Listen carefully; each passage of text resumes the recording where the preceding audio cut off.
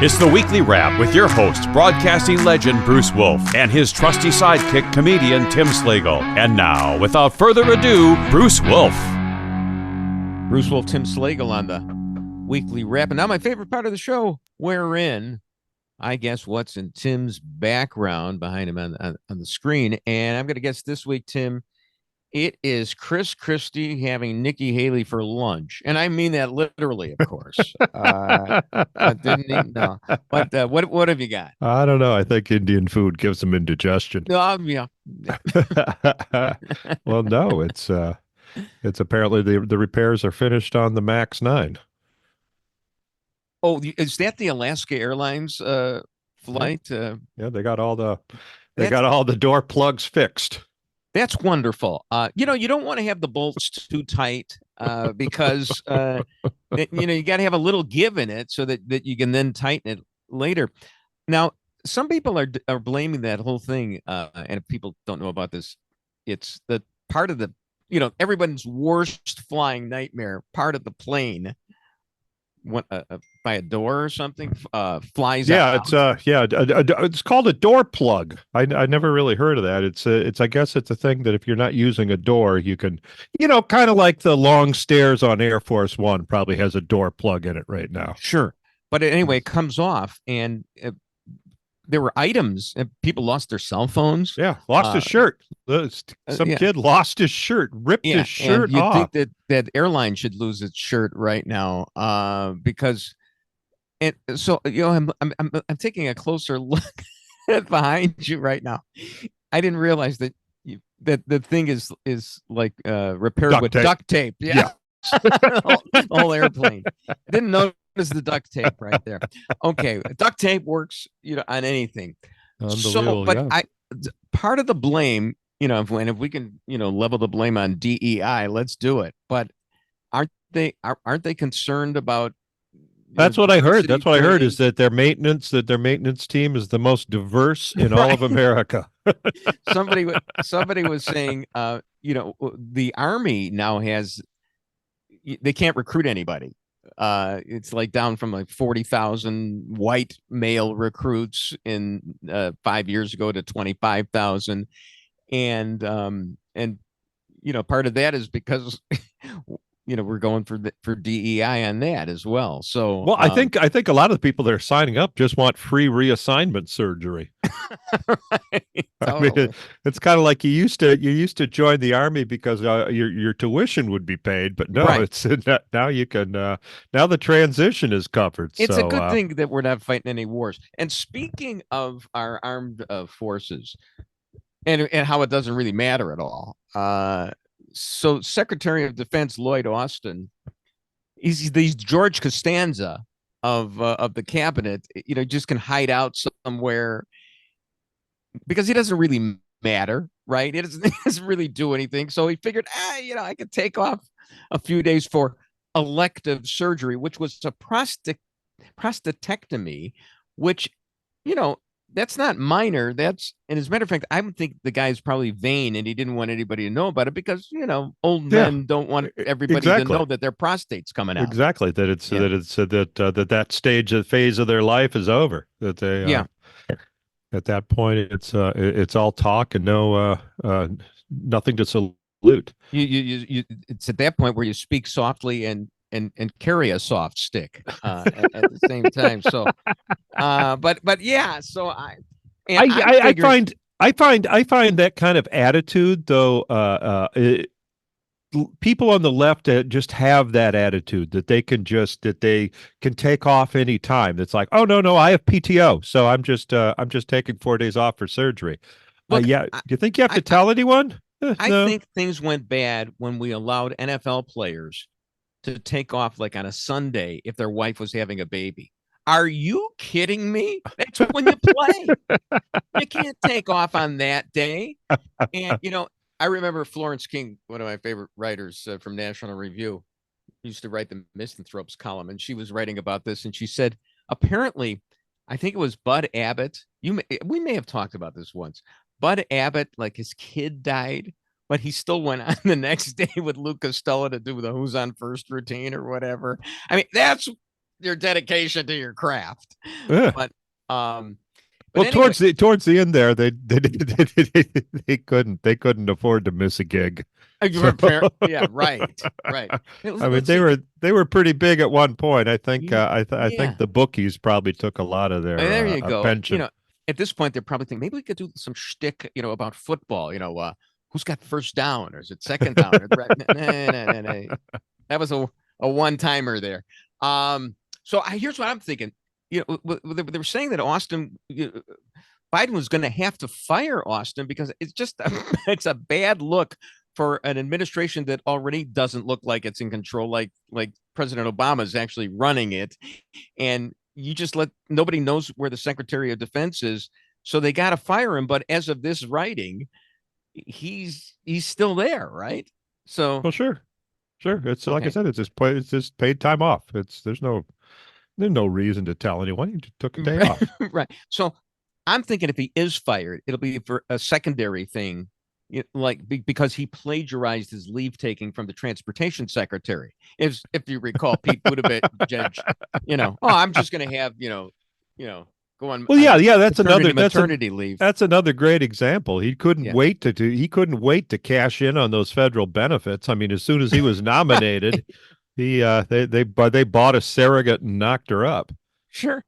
So, speaking of President Obama, Michelle, the presumptive nominee of the Democratic Party, I still think, but she made some news. This tweet: Michelle Obama presses the panic button on the 2024 election. Quote, "I am terrified about what could possibly happen." To wit, the election of her as the president of the United States. I am also terrified that could possibly happen. As you've brought up before about her, has anyone asked her if she favors a ceasefire? Has she addressed that issue at all? I don't know about that. I haven't seen anything, but it's interesting that she's terrified about the election. Is she talking about the ceasefire?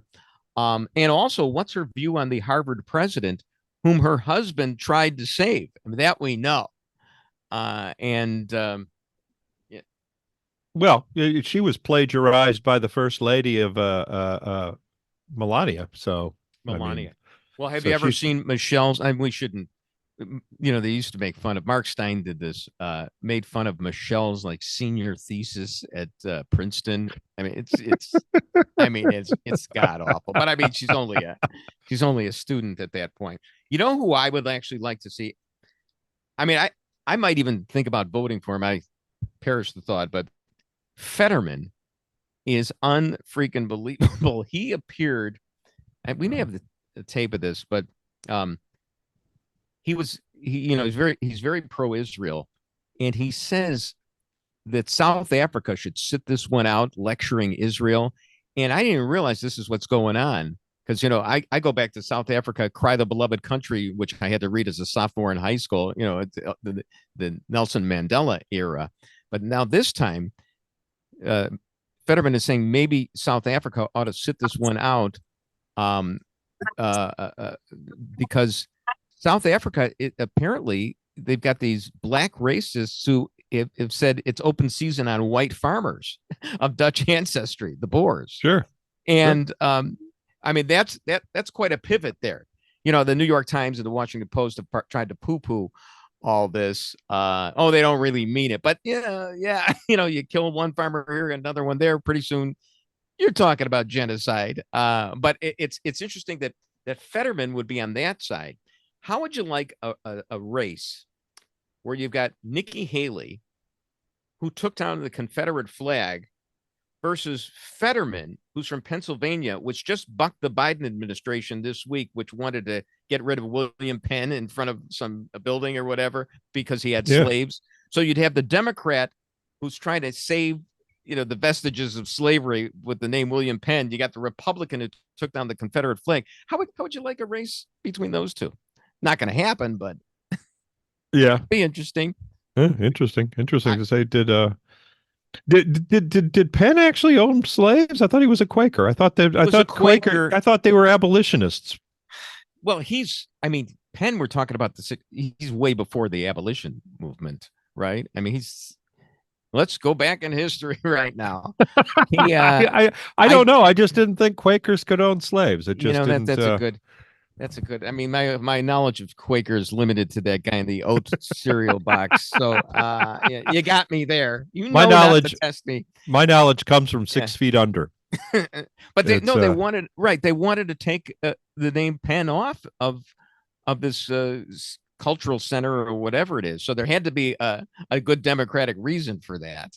So just because he's white, just because he's old and white. No, I think he countenanced slavery, at least something like that. So anyway, that would be an interesting matchup. But actually, Biden in the latest poll jumped ahead of Trump in Pennsylvania. That's a little troublesome, no?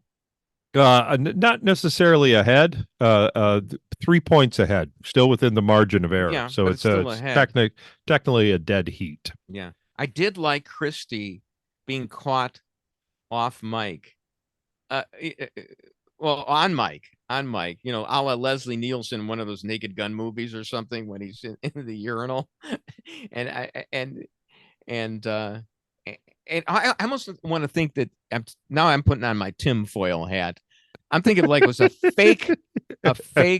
Like he knew the mic, was hot. He knew the mic, a fake hot mic moment, so that he could diss Nikki Haley, saying she was going to get smoked, and also that DeSantis was petrified. We know she's going to get smoked. Yeah, well, right. I mean, there's no question. And I mean, even if she was able to pull out the nomination above Trump, as soon as that happened, the media would turn on her so hard. Yeah. Oh, it's right. She has no idea. So it's right. No, they would have found her scalping kids in high school like Mitt Romney did somehow. Bruce Wolf, Tim Slagle on the Weekly Wrap.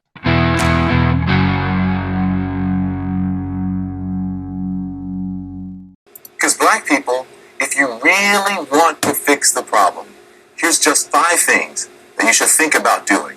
Here's number 5. And if this doesn't apply to you, if you're not doing this, then it doesn't apply to you. I'm not talking about you. Here's number 5. Pull up your pants. Walking around with your ass and your underwear showing is not okay. In fact, it comes from prison when they take away belts from the prisoner so they can't make a weapon.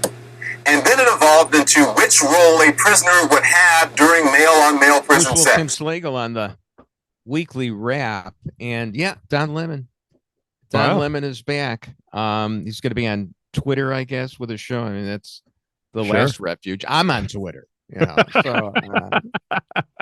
so yeah, he's going to be back. And look, there's this post by the Rabbit Hole, Don Lemon, on the 5 things that blacks can fix. 1, pull up your pants so you don't look like a prisoner. 2, don't use the N-word. 3, respect where you live.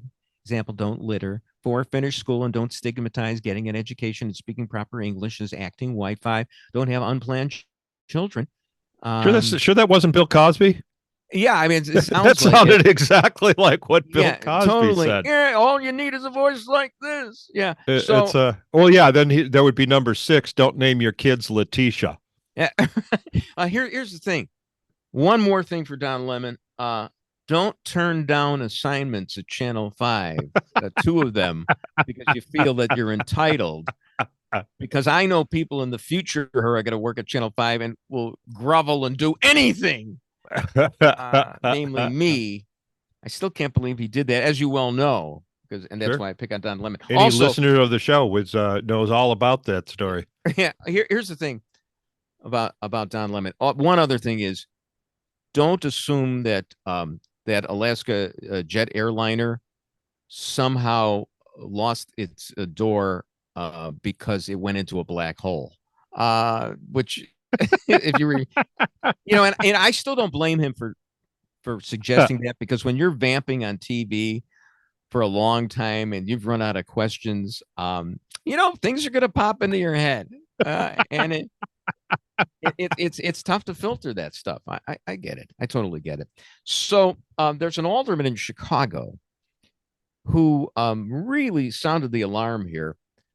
Very concerned that the city's going to start losing businesses because cars are running into stores.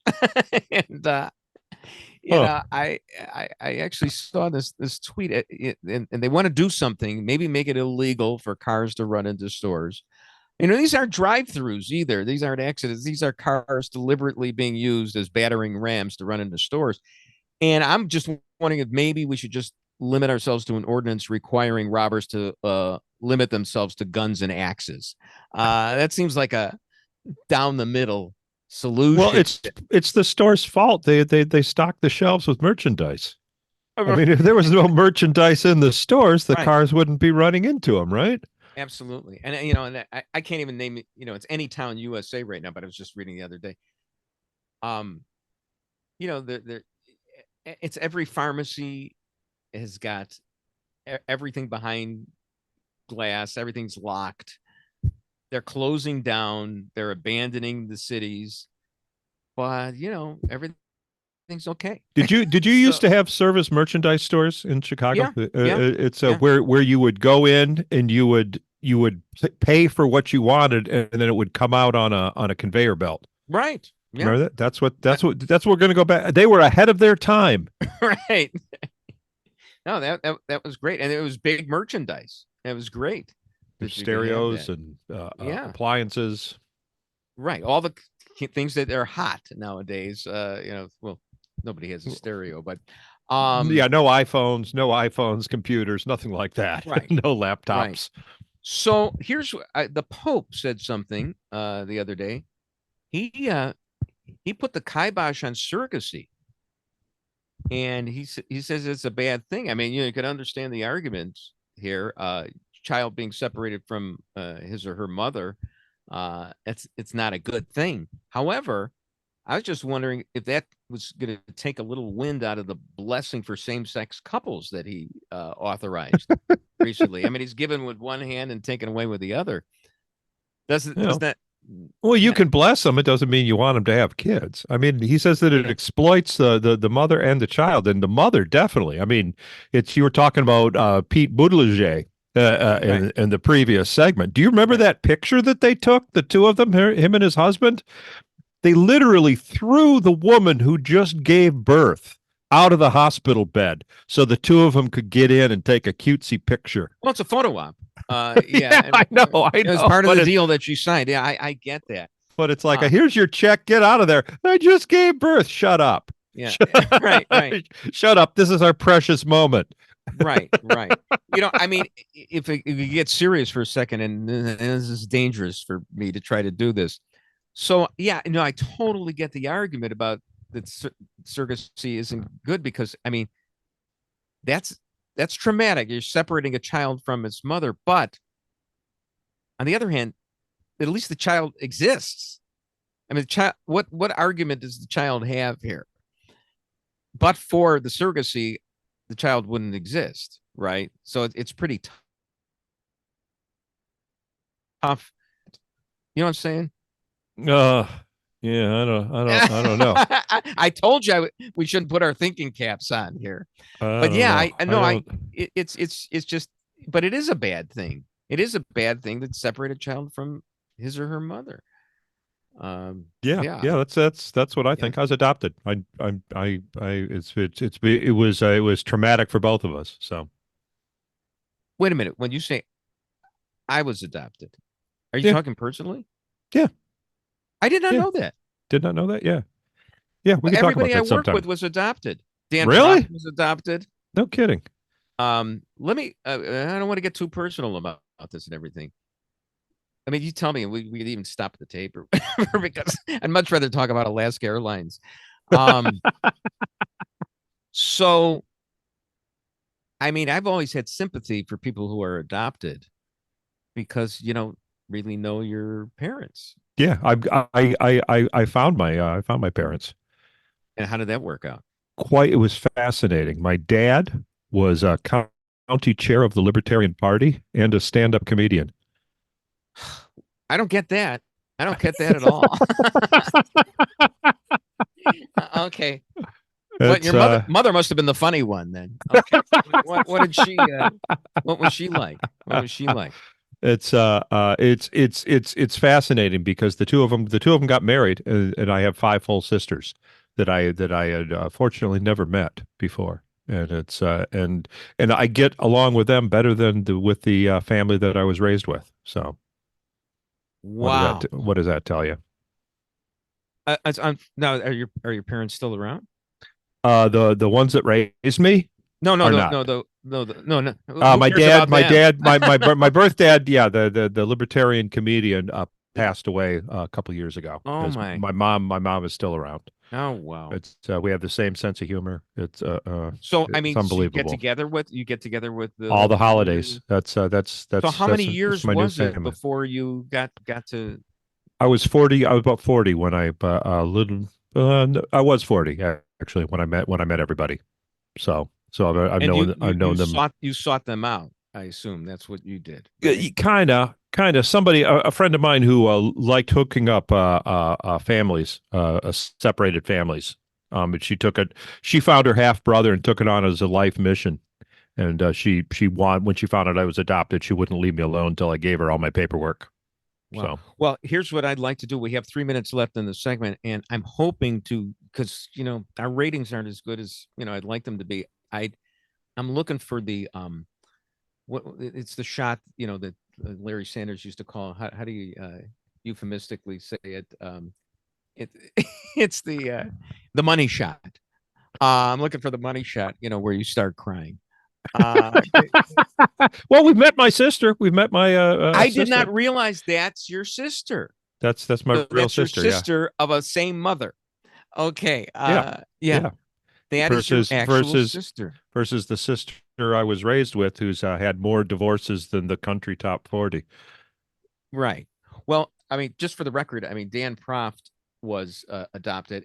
He loved his adoptive parents. Me too. I met his mother like a month before she died, and she was great. And I was actually a pallbearer, which was a great honor at her funeral. But his father graduated from the same high school that I graduated from 10 years earlier. So I was wondering if I was actually Dan Proft's father. I don't know, but but anyway, so no, but that is absolutely fascinating. So, but so you could speak with authority on this. So I've always felt bad because you don't get to know, you don't have any living relatives. You don't have anybody. Yeah. I think if two guys decide that they want to have babies, I think that woman should be a part of the family. I think that woman should move into the house with them and help them raise the kid. That's interesting. That's what I think. I think that they should be a throuple, and the three of them should be there for the kid, because the kid needs to know both his mom and his dad's. Now, immediately, my concern turns towards the actual sex of the sex acts of the throuple. What is she going to do because she's with two gay guys? So how many? She needs a guy in there, so they need to make it a quadruple. Is what they need. How many? As long as she doesn't have any kids. I mean, how many gay famous people, wives of John Travolta's wife, Cary Grant's wife, Rock Hudson's wife. I mean, it's nothing new for a woman to live with a gay husband. So right.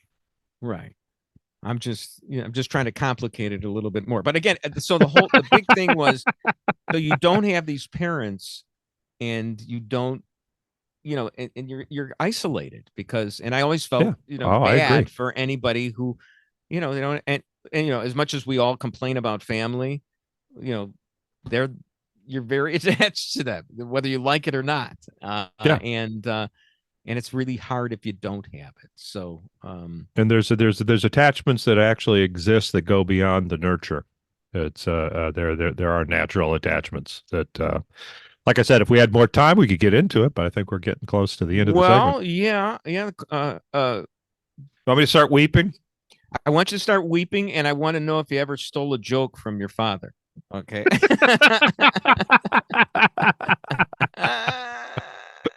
Bruce Wolf, Tim Slagle on the Weekly Wrap.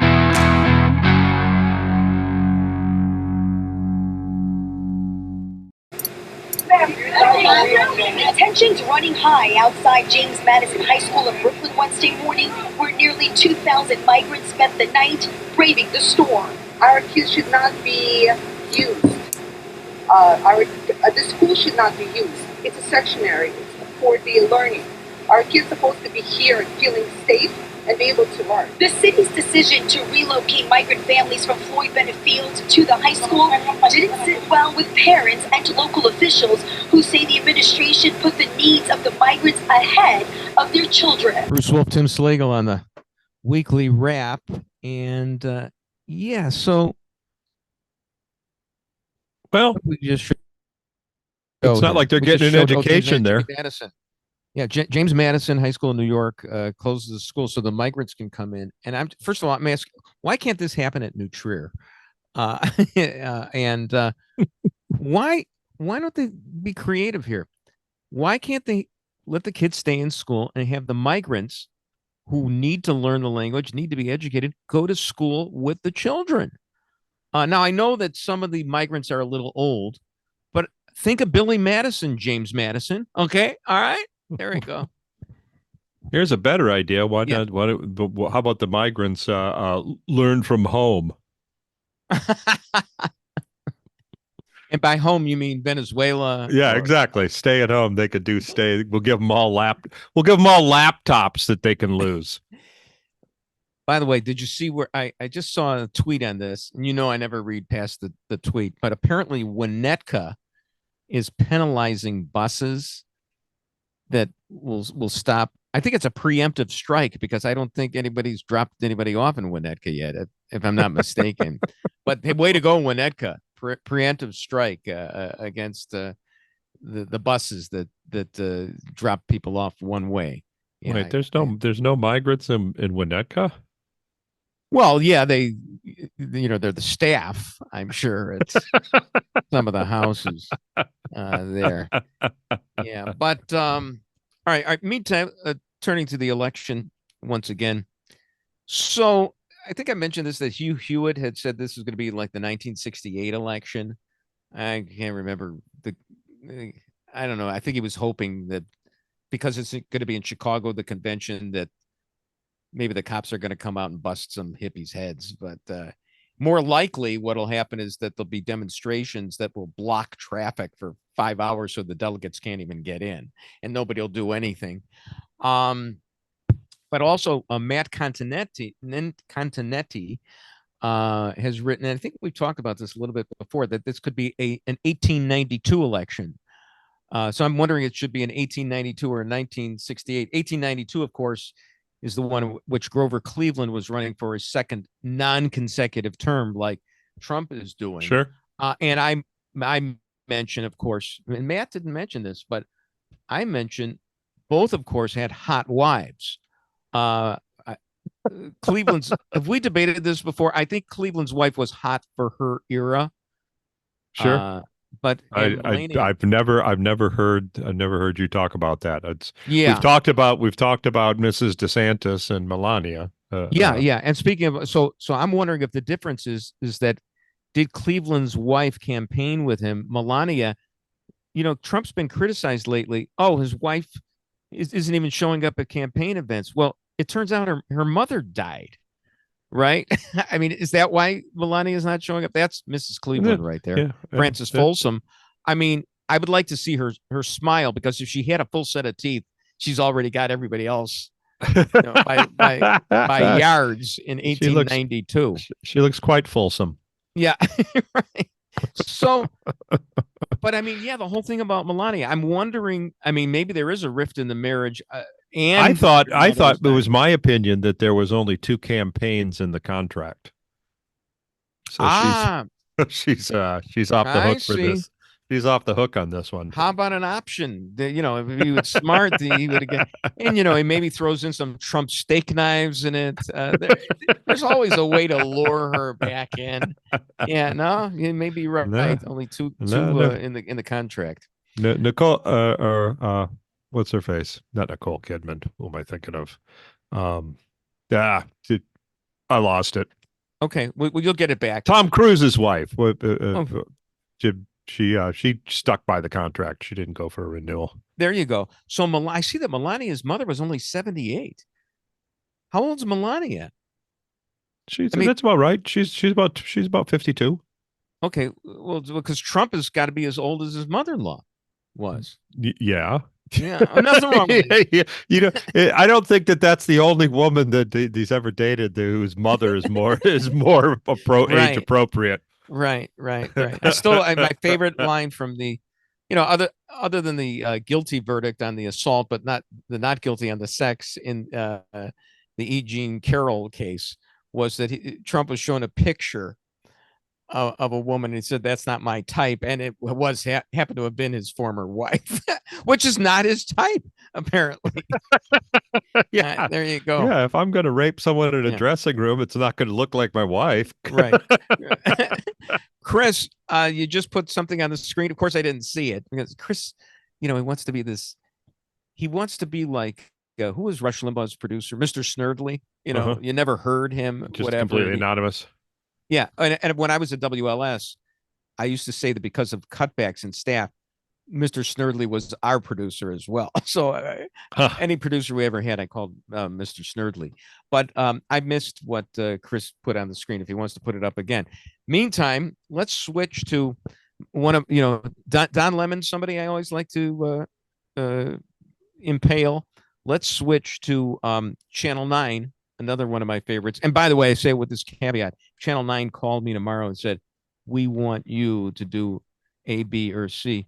Oh, Trump is 1 year older than his late mother-in-law. Thank you so much, Chris, for that. We want you to do news, weather, traffic, and sports on the 11s. Then I would. You would be a Channel 9 loyalist. Totally. You'd be their new bozo. This is just all bitterness, no question. Sure. But Channel 9, so they did this bit, their morning show, their so-called morning show, which is the irreverent newscast that's irreverent about everything except the news. They made fun of Channel 2. Apparently, Channel 2 did some sort of bit on how to handle the cold weather, and Channel 9 mockingly showed you how to walk on ice or whatever. And it wouldn't be a bad bit, except for the fact that Channel 2 has basically been in hospice since Walter Jacobson left 30 years ago. I mean, so you're making fun of the Karen N. Quinlan of Chicago TV stations. Not exactly punching up, are you? Well, well, I have two things to say about that. Number Yes. one, I think most of the people who watch over the air broadcasting anymore are of the age where falls can be quite hazardous. Absolutely. Right. So- that would actually make the Channel 2 story legitimate, and it would make Channel 9, Exactly. whose viewers are of the age where they could fall, they shouldn't mock their own viewership, because Yeah, they it's don't. not They don't. exactly They're of the age where they don't think they can fall. As the adage They're goes, fools. the most common reason for accidents of people over 60 is not realizing they're over 60. Yeah. And number two, much it. for our viewers, a Yes. little tip is when you want to walk on ice, you walk like a penguin. Don't go front to back, because penguins are they've evolved with the ability to walk on ice. By the So way, it's- this just in, correction from Chris. She's 1 year older than Trump. Okay. Keep coming with those corrections, because I love Yeah. to interrupt. The actual or good she will be advice. for a year. So what were you just what were you just saying? You walk like a penguin, side to oh, yeah. side. You kind of go side. You waddle side to side when you're on ice, rather than going front to back. Because when you put that foot way out front, the other foot can go out from underneath you. But when you're waddling from side to side, you're always got a foot. So- Of course, I'm so vain. I still think I'm a hockey player, and I'm doing my Sonia Henney, out there, and there's no way I'm going to go down. But yeah, right. So the moral of the story is, pay attention to Channel 2. Also, here's another thing Channel 9 did, because they just regurgitate this dreck from AP. So there was an Associated Press story about, did you watch the national championship game at all? Michigan won. There's a quarterback named J.J. McCarthy. He grew up in Illinois in LaGrange Park, went to a school there for a while. But because of COVID restrictions, he had to move to out of state so that he could be seen by Michigan and Jim Harbaugh, and then was recruited there, and then led them to the national championship. But the Associated where did he have to move?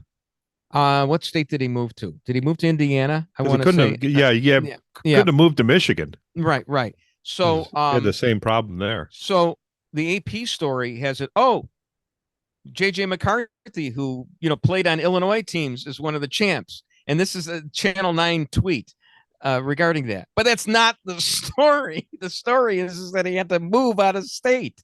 That's the story. But the irreverent newscast just has this boilerplate dreck from the Associated Press. So it's you wonder how many promising quarterbacks will we not have in a decade because of the pandemic, because they didn't think to move to a state where the scouts could travel. You know what, Tim? I got a feeling that we're not going to be worrying about that because we'll forget to have walked penguin-like across ice, and that'll be the end of us.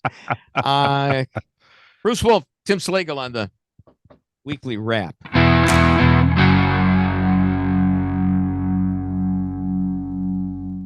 A guy who went to community college, then got into Cal on a football scholarship and didn't graduate, someone who never spent a minute studying the human body, is an expert in the field of immunology. He just put on a magic helmet, and that G made him a genius. Aaron got 2 A's on his report card. They were both in the word Aaron. Okay. Tim Slagle on the Weekly Wrap. So, the Rodgers Kimmel feud.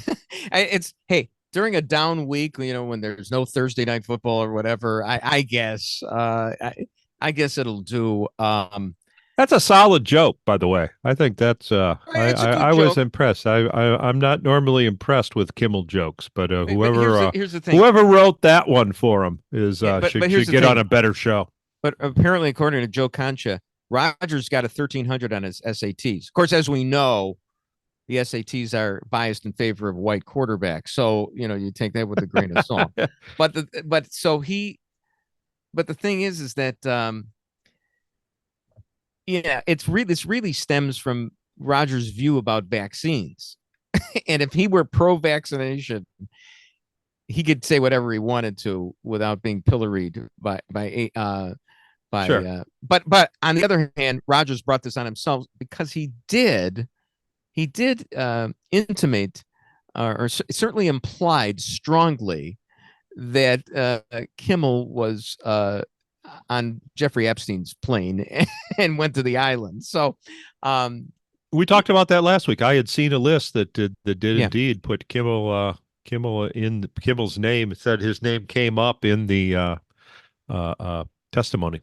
Yeah, and as I had mentioned, almost everybody who's anybody sure was somehow associated with Jeffrey Epstein. Yeah, but how many of those people would close their TV show with big-breasted girls jumping on trampolines? Huh? Right. And also Kimmel has, I think he has like Epstein's chef, if I'm not mistaken. So there's even a greater connection than that. But that's I thought for a minute there you were talking about some kind of disease that I never heard of. Right. He has Epstein's chef. Oh, the poor guy. When was he diagnosed? Epstein's chef. That's a real bad one. I got it. Actually, I mean, just from a programming note, it's probably not the best thing for Aaron Rodgers to go off on anti-malarial drugs and things like that on a sports network. For more than, you got to have good clock management if you're a quarterback. Yeah, maybe you do the 2-minute drill on it, but not 20. That's going to turn off the audience. But anyway, there's also another feud. This one is between Jason Whitlock and Stephen A. Smith. Now, it's black on black journalism crime, so I don't think there's that much interest in it. But they are calling each other names. But you have no interest in that one, right? I don't even know who those people are. I don't even know who they are. So, meantime, I think we both, would like to pillory Howard Stern, who got COVID, even though he's taken every precaution, has been boosted, maximum amount of times, and he's hibernated. And I probably wears a mask every time there's a budding playmate within 6 feet of him. But he got 8 COVID shots and boosters, still wears masks. And 8? Oh my! 8. I didn't know. I didn't know there were 8. I didn't think there were 8 variants. There was probably one of them was probably just a polio vaccine, just to just to calm him down. As a placebo. Ready for your shot, Mr. Stern? I think I need a double. So, I mean, I love that happened. I also love the fact that he wrote, the last time I actually listened to him a few years ago, he had written this book, and he was so proud because, if I know Howard Stern, he was happy that if he could read a book. So the fact that he wrote a book, which actually there wasn't much writing, was just a compendium of a lot of his interviews, but I'm sure he worked very hard on putting that together, and, all his acolytes and the servile, obsequious colleagues, Howard, were buttering him up, and he was worried about its publication and all the publicity that he was going to do around it. And then it turns out that even among his fans, I actually listened to this Danny Parkins from The Score, a big fan, a liberal, loved Stern. He said, it's a coffee table book. And you can't put a guy down. What a left-handed compliment. So between that and, I think you can catch COVID by talking about breasts every 10 minutes. So, if you want to believe in some myths. So how did he do that? How did he do the Stern? Did he put him on Zoom? Did he put the Playmates on Zoom? Is that, how did he do that? I don't think he talks about that stuff anymore. He's like Conan. He's a suck up. He wants to be serious. He'll interview the likes of Hillary Clinton. I mean, I don't know. I haven't even listened. So he doesn't do lesbian strippers anymore. That's, maybe even he, Tim, we get to a certain age, we're walking penguin like on the ice. Maybe Howard Stern, maybe he got a little tired of it after that. So that's the problem. Let's take a fresh breath of youth here. So I know you don't pay that much attention to this, but Connor Bedard, really the only reason to pay attention to Blackhawk hockey, if you want to, got slugged in the jaw and a cheap shot by this other player. He's undergone successful surgery on his fractured jaw, and he's expected to miss 6 to 8 weeks, including the All-Star game. Well, he's the only reason to watch the Blackhawks now. So he's gone for 6-8 weeks. And I'm not going to say that he should be like my hero, Bobby Hull, who actually played the day after they wired his jaw. Okay.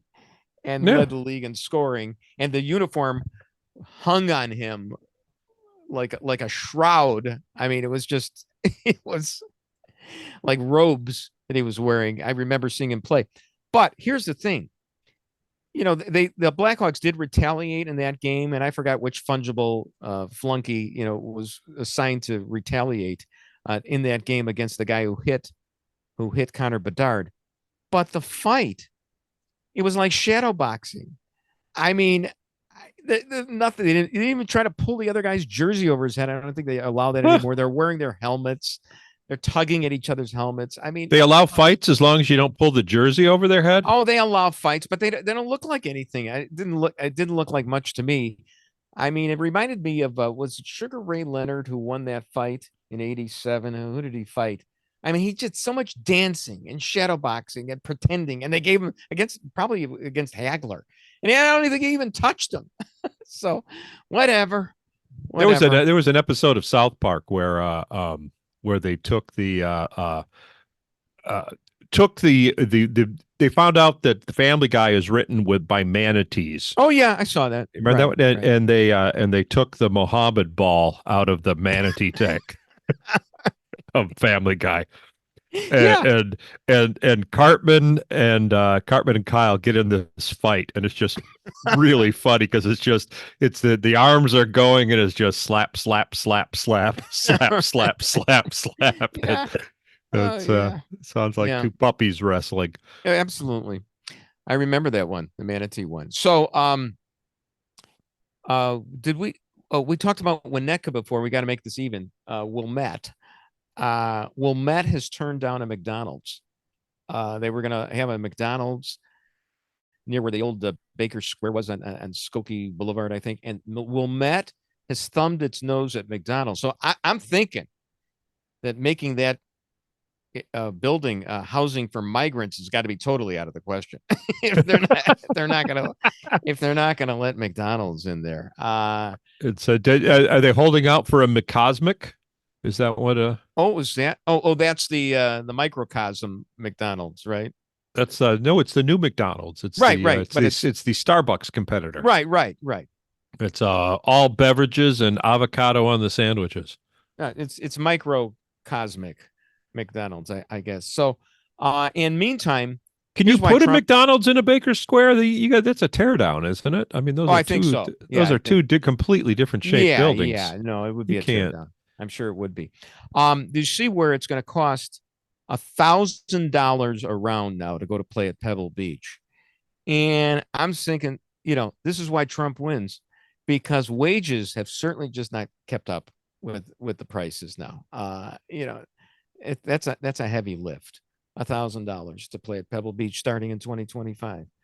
How much is it now?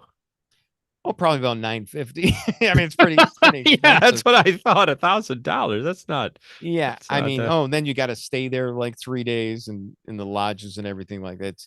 It's a buddy of mine just went to Hong Kong for shark fin soup. He does that every New Year because it's a tradition. Yeah. And $1,000 for a bowl of soup. Okay. So that does not include airfare. Either. Okay. Yeah, no, not at all. All right, so somebody sent in a picture of me as the Joker because we were talking about Kathy Griffin. Oh yeah, very nice. Yeah, I saw this on Twitter, and it's very good. Because we were talking last week about Kathy Griffin, who I mistakenly thought was the Joker, right? Getting divorced from her husband, but that's a reasonable mistake. But you know, Bruce, that doesn't really look like it's photoshopped. No, it does not. And when I put on the lipstick, that's me. My hair's a little plastered down, and I'm looking for that tie. I can't find it. I used to wear that every day on Channel 5. A little bit of lipstick and eyebrow pencil is all that. Look, this is what you wore on television anyway. HD makeup. That's exactly what you look like on TV. And that's as good a way as any to end today's show. Bruce Wolf, Tim Slagle on the Weekly Wrap. And that's the Weekly Wrap on radio and television. Follow Bruce at Bruce Wolf Shy on Twitter and Tim at timslagle.com. The Weekly Wrap with Bruce Wolf, a CP Pods production.